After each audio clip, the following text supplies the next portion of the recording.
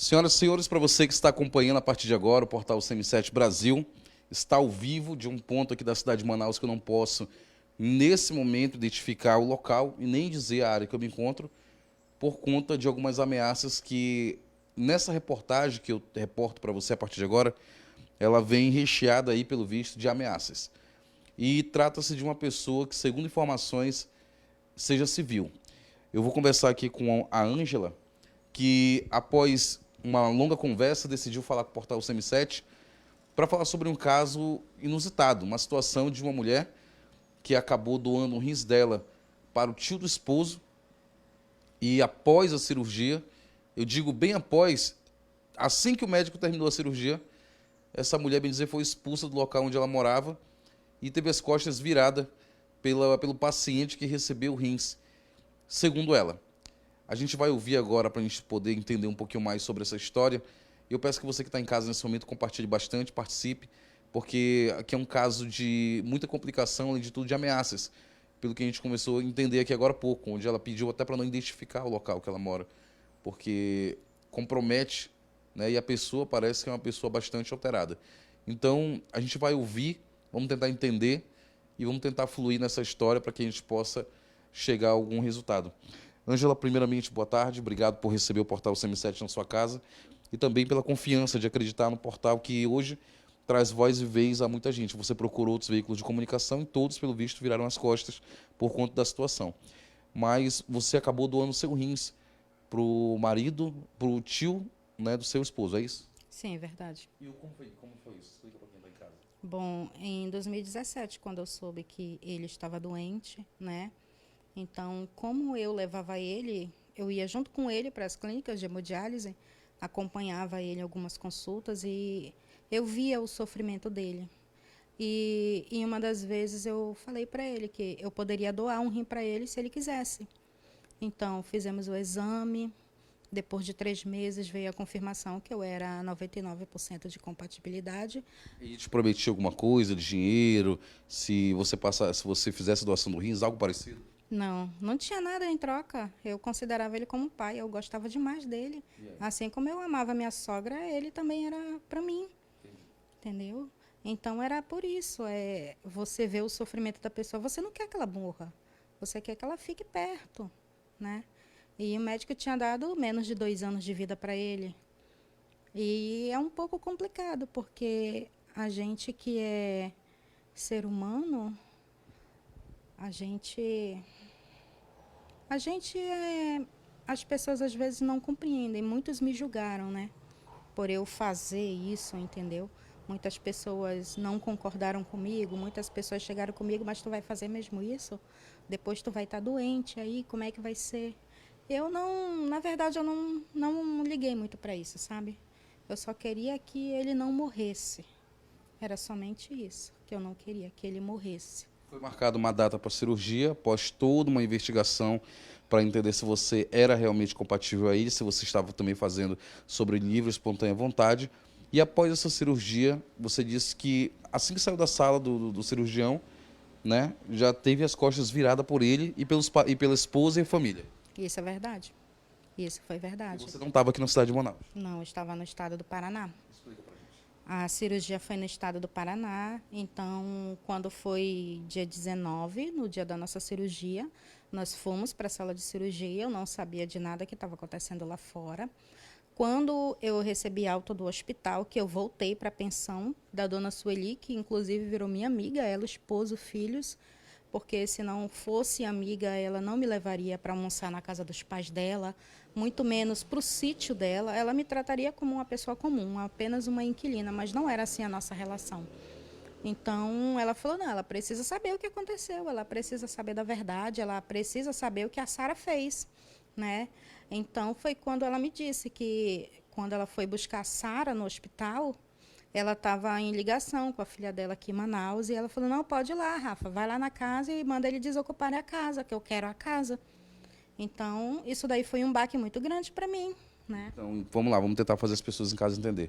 Enquanto você estava lá ainda na sala do cirurgião, assim que a cirurgia aconteceu, o paciente que recebeu o seu rins a esposa dele ligou para cá pedindo para despejar vocês da casa que vocês moravam de favor lá nessa residência que era dele. Nós até então não morávamos de favor lá. Nós morávamos alugado. Vocês pagavam pensão para eles. Aluguel para ele. E a esposa dele não sabia que ele recebia o nosso aluguel, porque ele dizia que a gente morava de favor. Mas eu tenho os recibos de lá assinados por ele, que eu fazia ele assinar os recibos. Eu tenho recibos de aluguel de lá. E ela não sabia. Ela achava que a gente morava de graça na casa. Mas não era de graça. Eu pagava aluguel da casa. Quando vocês se recuperavam, eles ligaram pedindo para vocês saírem da residência. Para o meu marido desocupar a casa, que era sobrinho deles. Sem dó e nem piedade. Sendo que ele deixou o trabalho para cuidar de mim. E eu deixei o meu emprego, que era na prefeitura, para ir fazer a cirurgia com ele. Para estender a mão. Exatamente. Após toda essa situação, você conseguiu voltar para casa né, para cá, para a cidade de Manaus. Chegando aqui em Manaus, outra surpresa. Tu teve a oportunidade de ficar frente a frente com ele e eu vi algumas coisas que eu acho que não era esperado após ser tão boa com uma pessoa. Isso? O que ele falou para ti? Como foi esse encontro? Na verdade, esse encontro ainda aconteceu lá no estado do Paraná, né? Quando ele foi lá na pensão para buscar as coisas deles que estavam lá. Que eu perguntei dele qual era o motivo dele estar fazendo isso, que ele simplesmente olhou para mim que o que ele queria de mim ele já tinha conseguido. Somente isso. Ele não falou mais nada, virou a cara, ficou dentro do carro e foi embora. Então, tu entende o que nessa situação? Tu entende que tu foi aliciada a ser uma pessoa boa e acabou sendo... Completamente enganada. Completamente enganada, porque 2 dias antes da cirurgia, quando ligaram para ele dizendo que a nossa cirurgia tinha sido aprovada, ele veio aqui na Compensa. Ele, a mulher dele, filhos e 2 cunhadas. Aí ele falou assim, bom, já que tu decidiu me ajudar, porque tu quis, sem pedir nada em troca, então nós decidimos te ajudar também. A gente vai tirar 2 lotes de sítio para ti e esse terreno aqui do lado. Aí tu vende, tu compra uma casa, tu faz o que tu quiser. Eu fiquei muito feliz. Eu fiquei muito feliz, porque eu achei que valeria a pena fazer aquilo, entendeu? Mais ainda, que eu já estava fazendo sem ter nada em troca, né? Apesar de ter ido contra minha mãe, ter ido contra o meu marido. Eu fui contra eles, para ajudar ele. Eu fui contra eles. Eu passei por cima da autoridade da minha mãe para fazer isso.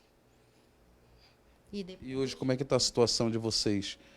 Tu fala com ele, ele chegou a fazer tipo que uma ameaça para você, não foi isso? Sim, isso é verdade. Depois que ele voltou do Paraná, depois que ele se recuperou, que ele veio aqui, ele entrou lá na casa, lá, que a casa era dele, ele tinha livre acesso, né? Então, nesse dia, eu estava até dobrando roupa, estava só eu e o meu pequeno. E eu perguntei dele o porquê que ele estava fazendo isso. Ele só falou para mim que era para mim tomar cuidado, porque ele conhecia muita gente, né? Então, isso é uma ameaça. Então, eu procurei ajuda. Eu fui na delegacia da mulher. Eu dei parte lá. Inclusive, nem ligaram para mim, porque ele era conhecido, ele era amigo lá. Nem ligaram para o que eu falei, entendeu? Colocaram lá como se fosse uma simples briga de família. Não tinha nada a ver com briga de família. Não foi uma briga de família. Se eles tivessem me ouvido, eu tenho certeza que teria mudado muita coisa, né? Eu fiz tratamento psiquiátrico, que eu quase enlouqueço. Eu fiz acompanhamento psicológico, faço acompanhamento até hoje, né? Eu tenho todos os meus papéis médicos aí, dos meus acompanhamentos psicológicos, tudo. Faço até hoje acompanhamento. E isso mexeu muito comigo. Isso mexeu muito comigo, porque depois disso eu vim adoecer, né? Eu não tenho mais 100% do meu rim que eu tinha, o único que ficou, porque se eu tivesse recebido o tratamento da cirurgia até agora, eu não estaria doente. Então, quando tu chegou em Manaus, tu precisava voltar novamente outras vezes para o Paraná para fazer o tratamento, que é o natural. Exatamente. E tu foi impedida de fazer esse tratamento, por quê? Porque ele, como o TFD, que é tratamento fora domiciliar, era tudo no nome dele, porque como eu era doadora, eu não era paciente, né? Então, simplesmente, ele me tirou esse direito de voltar. Eu não pude voltar. Eu fiquei 4 anos sem tratamento. E eu fui inúmeras vezes no TFD tentar uma chance. Mas eu não tinha sucesso, porque eu não era paciente. Eu simplesmente fui só uma doadora. Então, eles tiraram esse direito de mim. Procurei, inclusive, o Ministério Público para tentar fazer alguma coisa, mas eu nunca consegui nada. Nunca consegui nada. Entende? Hoje hoje tu tá morando alugado, né? Após tudo isso que tu viveu, após toda essa história que você contou aqui pra gente, o que que tu sente no teu coração? Qual é o sentimento que tu tem hoje? Qual é o sentimento que tu carrega contigo? Qual é a lição de vida que, apesar das ameaças que você recebe, mas qual é o sentimento de vida que você mais carrega hoje em dia, após viver toda essa situação? Culpa. Culpa. Por a qualquer momento pode me dar uma crise, eu vim a falecer, como é que vai ficar meu filho? É somente isso. É culpa. Culpa por não ter ouvido quem me queria bem. Quem te queria bem? Minha mãe e o meu marido. Eles conversaram contigo várias vezes sobre isso? Inúmeras. Mas eu não ouvi. Eu só queria ajudar ele. E como é que é olhar na cara de alguém, após a cirurgia, a pessoa dizer, "Bessa, eu já consegui o que eu queria de ti"? Como é que é isso? É mais decepção ainda? Completamente. Na verdade, eu nem acreditei que ele falou isso, sabia? A minha ficha caiu muito tempo depois. É verdade. Se tu pudesse olhar hoje na cara dele, se tu pudesse olhar frente a frente, tivesse oportunidade, ele vai assistir essa reportagem, o que que tu falaria assim, se tivesse essa oportunidade de descarregar 5 minutos de tudo que tu viveu? O que que tu falaria olhando para essa câmera para ele hoje? Eu não conseguiria. Eu só diria para ele que eu não conseguiria acreditar que ele teve essa coragem. Que eu tanto acreditei nele. Ele sabe que eu considerava ele como pai. Quem é ele? Fernando Cavalcante. Ele é o quê? Trabalha de quê? Ele era escrivão da Polícia Militar. Militar ou civil? Civil, desculpa. Que eu considerava como pai, como amigo, como conselheiro. E após tudo isso? Não tenho o que dizer mais dele, né? Teus filhos falam alguma coisa, teu esposo, as pessoas ainda falam alguma coisa para ti ou te apoiam na tua melhora? Hoje em dia eles não me criticam mais, né? Mas quando foi assim, logo no começo que tudo aconteceu, foi uma enxurrada de eu te avisei. Eu te avisei. Era só isso que eu ouvia. Eu te avisei. Hoje tu mora, bem dizer que escondida. Sim. Por que tu mora escondida hoje em dia? Porque nós temos medo dele. Porque ele tem porte de arma, ele anda armado, né? Então, como ele já havia ameaçado, então ele mora na Compensa, então a gente tem medo dele, de repente topar com ele por aí, né? A gente tem medo, por isso que ninguém fala onde a gente mora. Já procurou a polícia novamente? Depois disso, não procurei porque eu processei ele. Decidiu entrar com processo. Eu processei ele. Eu decidi entrar com processo contra ele para ele me pagar por tudo que ele fez. Por todos os danos psicológicos que ele me causou. Não só para mim, para minha família. Então, o motivo do teu processo hoje em dia com ele é por conta de não ter podido voltar para o Paraná para fazer o tratamento? É por conta da situação de ter que parar na mesa de um psiquiatra? É isso, mais ou menos? E fora as ameaças que tu vem vivendo, é essa a situação? É essa a situação. Exatamente essa situação. Fora isso, tu tem inimigos? Não tenho inimigos, eu tenho muitos amigos. Então, se depois dessa reportagem, se alguma coisa acontecer contigo, com a tua família, a culpa? Dele, do Fernando. Somente dele. Tu não tem inimigo nenhum? Nunca tive. Nunca tive. Tem testemunhas de pessoas que te acompanharam nesse percurso, lá de Paraná, daqui, tu tem testemunhas que te ajudam a provar realmente toda essa história, não que eu esteja desconfiando, mas... Tenho. Inclusive, a dona da pensão é uma das minhas testemunhas. Ela e o esposo dela. A dona da pensão lá de Paraná, onde vocês ficaram hospedados. Exatamente.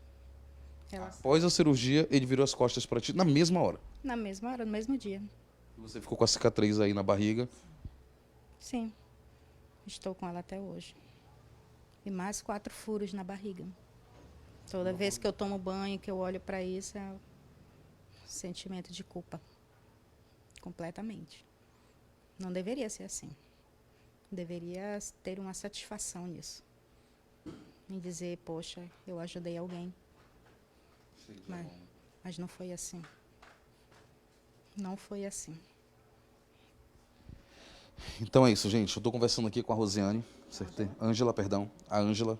Tem vários comentários já chegando aqui. A Ângela procurou a equipe do CM7, né? Procurou nossa equipe de reportagem aqui para relatar sobre o que ela está vivendo.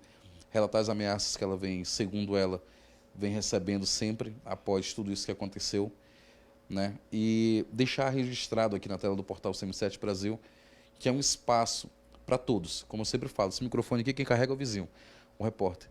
Mas ele é da população. Ele é do povo do estado do Amazonas que, quando precisa gritar, quando precisa de uma câmera na direção para ter atenção, ela está aqui sempre. Então, obrigado. Eu aconselho você, além dos seus advogados, procurar novamente a polícia. Eu aconselho o seu advogado procurar a Polícia Civil novamente, né, para que possa registrar tudo isso que você está vivendo, fora essas ameaças que você vem sofrendo. Né? E a gente está aqui o tempo todo para acompanhar agora, tanto ela quanto a família dela, para a gente ver, né, o passo a passo e que nada de mal possa acontecer com ela, nem com as crianças e nem com o esposo dela. Assim a gente espera. Vou ficando por aqui agradecendo a audiência de cada um de vocês. Muito obrigado pelo seu carinho, obrigado pelo seu compartilhamento. Eu quero que você compartilhe essa transmissão bastante para que as pessoas que estejam em casa, outras que não assistiram, e até mesmo seus familiares, venham aprender, na verdade, o valor, às vezes, de ouvir um pai, o esposo, alguém, né, por conta do que aconteceu. Ela se sente usada, como ela falou. Ela se sentiu aqui, né, impotente, e como mulher. E não teve ainda a atenção que ela esperava na delegacia como mulher. Exatamente, não tive. Simplesmente não tive. Eu não esperava. Então é isso. Vou ficando por aqui. Muito obrigado à audiência de todos vocês. As imagens é de Maurício Martins. A reportagem completa é de Patrick Jones, o vizinho aqui na tela do portal CM7 Brasil. Portal CM7, Manaus e o mundo cabem aqui.